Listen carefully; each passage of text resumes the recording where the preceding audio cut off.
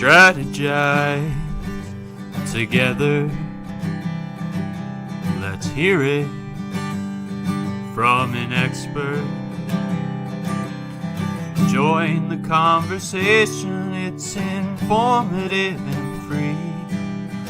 You and me, let's talk some strategy.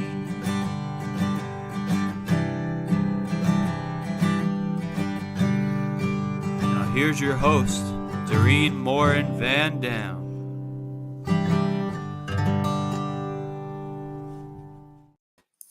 Hello, everybody. My name is Dorien Morin-van, and this is another episode of Strategy Talks. Welcome, everybody. If you're here live, we'd love to know where you are joining us from. If you're watching this on the replay, let us know in the comments, hashtag replay. And for those of you who are listening to this as a podcast, Strategy Talks, we are so thankful to have you here as a listener today. So thank you so much. We have a wonderful guest here. I can't wait to introduce you to him. But before we do, I want to do a shout out to Social Insider. They are the main sponsor of Strategy Talks. They are the intuitive dashboard for social media analytics, reporting, and competitors analysis for brands and agencies. Thank you, Social Insider, for being the awesome sponsor that you are. And if you're a business owner and you need to know what's working or what's not for you or your competitor, go to socialinsider.io and check it out. So now I want to bring our guest on. We have Paul Bradley. Hi, Paul. How are you? Good. How are you? I am excellent. So let me go ahead and introduce you to Paul. Paul Bradley spent the last 10 years leading online community programs and teams for Intel, ADP, Higher Logic, and now AgoraPulse, where his team fuels Social Media Pulse, a free collaboration community aimed at connecting and educating social media managers. Paul lives in Alexandria, Virginia, and loves the outdoors, wine, sports, and hanging out with his wife, not in that order. So I love that bio. Thank you so much for being with us today, Paul. So what is your official title at AgoraPulse? First of all, thank you for having me. And second of all, I don't know how any of these shows starts without a conversation around that song that introduced this. Isn't that an awesome song? I need to know more about it, first of all, before we get into me. Okay, so that is the genius of one of my sons. We have 4 children, and one of our sons is absolutely amazing at composing and singing. And okay. I was about 8 episodes in when I said to him, I would love a little theme song. And he came up with that. He composed it, he wrote it, and then we created this video to go with it. So I absolutely love it. So yes, it's great. It's great. He's for hire. If you want to get a theme song for your own podcast or your own show, let me know. Yeah, for Social Media Pulse, I see Deb in the comments. Deb, make a call. That's awesome. Yeah, it's pretty cool. And he absolutely just, he just did it and came through, and it's been fun posting that on the podcast, and it just kind of, it puts it all together, right? Cohesive, making your show the way it is. So Paul Bradley, AgoraPulse, what's your title? Head of Global Community. I know it sounds, it's a lot. It's my wife is a chief of staff, and my dad calls us the chief and the head, which is kind of funny. I love it. So we're going to talk community today. So before anything else, say you're a brand, you're a business, and you're watching this show, before you launch anything, the most important thing is strategy, right? So let's talk about launching an online community, but talk about strategy. What do you need to start with if you want to do this? First of all, you have to have a purpose, right? Like you have to know what you want out of it in the end. And then you need to talk to the people that you want involved in that. And so the people for a community are the most important thing. And so you need to have an idea of who do I want to serve? What do I want to give them? And then you go talk to them as much as you can, and they blow up the idea that you had to begin with. And then you actually have a sense of, okay, this is what we need to do to launch this community. And one of the things that my boss, Michael Angeletto, always talks about is, when you're doing any kind of usability testing, UX testing, discovery, and any kind of thing where you're trying to pre-strategize, you want to talk to people until you start hearing the same answers over and over. I think he says that. I love that. Yeah, he's packaged that up in a way that obviously, like, I think I'd thought about that in a much more verbose way in the past, but he packaged it up well with that. And that's what we did most recently on our most recent launch, is you just try to talk to people as much as you can. And fortunately, with AgoraPulse, we have such a great audience of people who want to get involved with us, that we put out a blast saying, hey, come talk to Paul about what you would want with community. And my calendar was full for like the months of June and July last year, just talking to people about what their pain points are and things like that. So for anybody out there who's looking to start a community, again, you need to know what you're trying to do, what you're trying to get out of it. Don't start it just for the sake of starting it, and just see what happens. Have a goal, and then talk to your audience as who you want to speak to as much as you can, and have them be the fuel of what you start with. I love that. And I love that you just keep talking to them until you keep hearing the same thing over and over. Now, I know there's a lot of coaches out there, right, that help people launch communities. And that's what I run into. Some of my clients come to me or potential clients and say, hey, my coach told me to start a Facebook group or to start a Facebook community. I don't know why. Right. And so that is not a good reason. Just because somebody tells you to start a community, that is not a good reason. I used to get people come to me and say, yeah, this is about 5 years ago. You need to be, people tell me I should be on Pinterest, but I don't really know why. So find your why, have your goals for why you would want to. And then obviously, as Paul just said, talk to the people who you would want to be part of your community and ask them, what do you need? So then, if you have a plan, you have a goal, you know who you want to reach, how do you build out a team? Because launching an online community, Paul, it cannot be an individual effort, right? So you need a team. So who are kind of the people on your team? Who do you need? Even if you start with a small community, what are some of the things to think about and strategize about? Yeah, I think it depends on how you think of a team. Like, so if you're well resourced, like I've been at AgoraPulse, that team can be people who you hire and bring in, and you determine, okay, what are the skill sets, the puzzle pieces that I need to fit together? Who are the different sort of all stars that I can bring in? So I was super fortunate at AgoraPulse to be able to have Ruth, Deb, and Christine.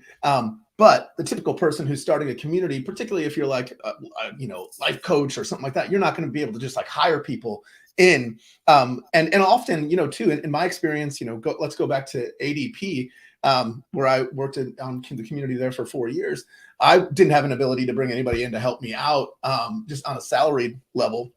So it's about figuring out who your advocates are going to be, because in community, there are going to be people who will contribute to your community without anything in return other than like recognition and appreciation. So it's always key to be doing that, to be appreciating people, recognizing them, rewarding them with whatever you can, whether it's promotion or just, saying nice things about them, saying nice things to them, giving them access to events and things like that.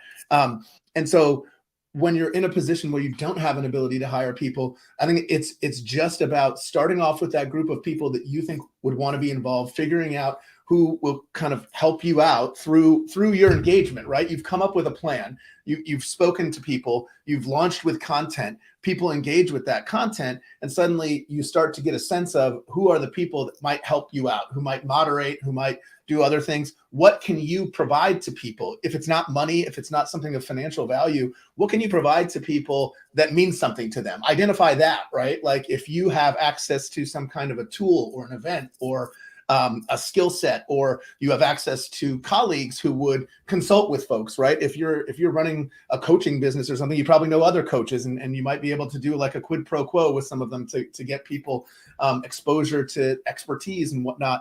And so to build your little crew of folks, like Deb is with us now, our community crew, our moderation crew, you just figure out who has like a mutual benefit agreement, or who has potential to provide mutual benefit with you, and then just do your best to nurture that relationship. And so I guess going back to how do you build your team, it's a matter of, again, going back to that discovery and understanding what people want, and what you can give them out of that group. You're not going to be able to give people everything, but if what they want is money and you've got salary to pay them, then there you go. And that makes sense. Yeah. Yeah, exactly. So if you don't, then you figure out what else you can use. So I love what you said, advocates. And, some people might call them, brand advocates, brand ambassadors. But that is a great way to start a community, right? Getting them in a group, either putting them in a group, people that already love your brand, love your business, love you, getting them in the group, or starting that group, finding those people who are enthusiastic, reward them for answering, for talking, for engaging, give them something, right, in return, and then they'll do more. And I want to throw out an example here. I was in a community with Andrew and Pete. Andrew and Pete in the UK. They have Atomicon. And while I was in that community for a while, they were doing Friday pizza night. And it didn't matter where you lived in the world. They would have a question in the morning, and then their assistants would pick one person. And it doesn't matter where they lived, they would order them a pizza and it got delivered to your house. Now, I think that was fantastic. Though it was just so fun. I would every single Friday would go to that community and be part of whatever conversation they had, because I wanted to get a free pizza for my family. Now, doesn't matter whether you go or you get that pizza or not, but just knowing that they're willing to do something for the community was really amazing. They had amazing ambassadors in there. So that was an example to me of, rewarding those people. And I, of course, became an ambassador just for free in that community, because I would bring people in and say, hey, this is really fun, right? So you guys are doing something very similar at your community. So I'm going to go ahead and bring up some of these awesome links. So what is this link? That is the homepage of Social Media Pulse. So Social Media Pulse is a community that we've built, much like you mentioned in the intro, to drive collaboration and education amongst people who either are social media managers or aspire to be social media managers. We provide free resources, networking, collaboration, content, based on the discovery that we did. Like I mentioned before, people told us that they wanted guidance. They told us they wanted sort of a source of authority when it comes to social media insights and strategy. And so we try to provide that. They want access to people, like getting to know good people to hire. They want opportunities to educate others. And so that's the kind of place that we've tried to build here. We have forums, we have news, we have blogs, we have videos. We have Pulse Academy, which is the evolution of our social media manager school property. And it currently has 7 courses in there that people can go take for free from scratch, learn some stuff. We will be building out evolution, like I mentioned, of those courses to where there will be certifications that are vetted against hiring standards, that are vetted against assessment, like professional and or academic assessment criteria. And so we really want your profile on Social Media Pulse to kind of be your sort of niche profile for your skill set. We'll work to open badge in other things that you've done. These are all kind of like stretch things that we'll do on the back end of the year and next year. But like the grand vision is that you can come to Social Media Pulse, get educated, network with people. So build a network, add skills, stay on top of social media news, and ultimately also use the skills that you add in social media community to get hired, to get a job. And so right now we have a job board and it's great. And we have people coming in posting all the time. Eventually the job board will include functionality that will allow you to, as you're posting a job, say, I want somebody with these 3 certifications that they've earned in this community. And I know that these people really know this stuff, because I know Social Media Pulse has worked really hard on those certifications to actually align them with what people want to hire for. So that's kind of like the circular view of Social Media Pulse. Awesome. Right now, it's just, if you go to socialmediapulse.community, it's a great place to collaborate, get news, learn about the industry, and add some skills. Okay, so to join the community, is this the link? my.socialmediapulse.community is how people can register? Yep, that's a registration page, my.socialmediapulse.community. Socialmediapulse.community is the homepage. And they all have a global navigation where you can bounce between these things too. It's not as confusing. That's as that might awesome. be. So now you have this community, you've launched it. Let's talk a little bit about how to grow it, because I think there's a whole strategy behind it, right? So you do a lot of you did a lot of conversations, of course, ahead of time. You knew who you wanted to have on your team. You had a budget to hire people. You're building out this community. You obviously have a vision for 1 year, 2 year, 5 year down the line. This is what you want to do.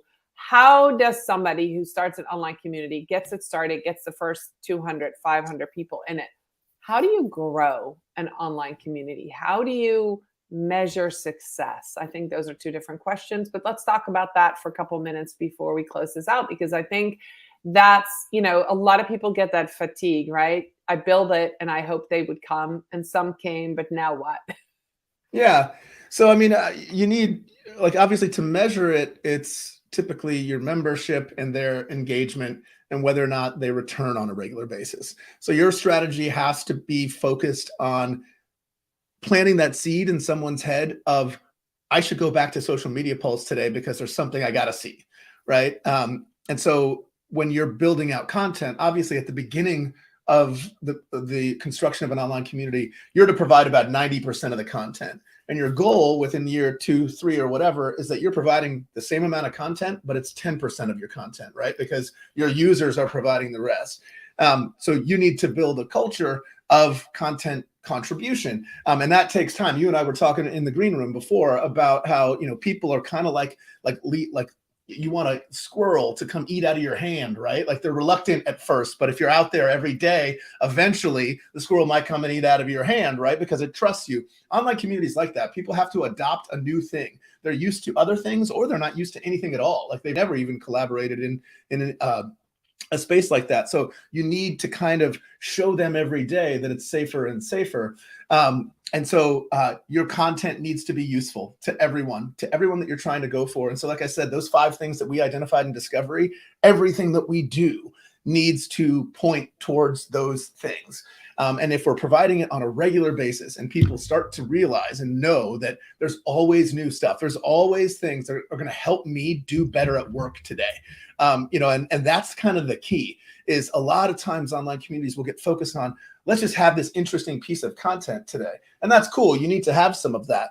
But we also need to be providing things that are invaluable, right? Things that when a person is thinking about, I need to go to this place that I don't typically go to, and I need to, you need to develop that behavior in them. It needs to tick the box of value for them. Like how much more networking do you do when you're looking for a job, right? Like people network more when they're looking for a job. Sure.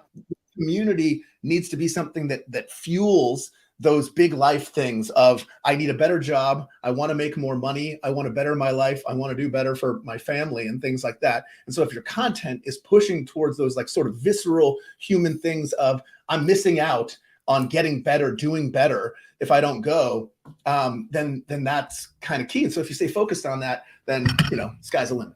That's awesome. That's awesome. That's really good, solid advice. I love that you said, initially you're creating 90% of the content, and then eventually you want to move to creating only 10%, same amount, but other people. And I, as a community manager, I certainly have seen that happen, where it becomes that place where you as a community manager go from that, content provider to the cheerleader on the side going, good job, everybody. You're having the conversations and I'm just here to cheer you on. So if that's your goal, I think that's a very valid and great goal to have. I can't wait to see what happens in the Social Pulse community, Paul. Appreciate you being here. I've got a rapid fire round that I didn't tell you about. So I have 3 questions. No. Okay. It's going to be super quick. So I'm going to just say one or the other, this or that, and you just answer. So we get a little bit more insight into who Paul is. So speed or accuracy? Speed. Loose guidelines or clear directions? Clear directions. Introvert or extrovert? Both.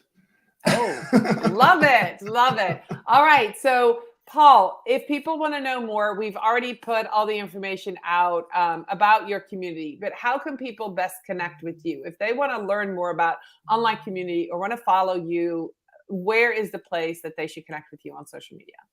Yeah, I'm not the most active on Twitter, but it's a good place to connect with me. I'm kind of a lurker there. Paul Bradley CMGR is my handle there. Find me on LinkedIn. It's just Paul. I think it's Paul and Bradley. Okay. Yeah, hit me up there. Excellent. Awesome. Well, I appreciate you being here with us today. Thank you to all of those who are in live, especially Deb Mitchell, community manager at Social Media Pulse Community. She put the links to the community right there in the chat. Thank you, Deb, for being here. And I appreciate you if you were here listening to this podcast. Absolutely wonderful. So it is the socialmediapulse.community if you want to go check it out. I absolutely encourage you to go in there. I'm in there as well as a content creator. I'd love to see you there. Let me know on LinkedIn if you're going to go check it out and connect with Paul as well. As always, thank you for your time. The 20 minutes is up. I appreciate everybody being here, and I appreciate you for coming back week after week. Paul, any last parting words about community that people need to know about? No, thank you. No, somebody who could start it. Oh, just get out there and do it. It's we talked about speed or accuracy. Community is about getting out there, open it up, see what happens. Don't worry about being perfect. It's just about getting it going. Start the conversation. Awesome. Thank you so much. Bye, everybody. I'll be back next week with another episode of Strategy Talks. Thank you so much. Thank you.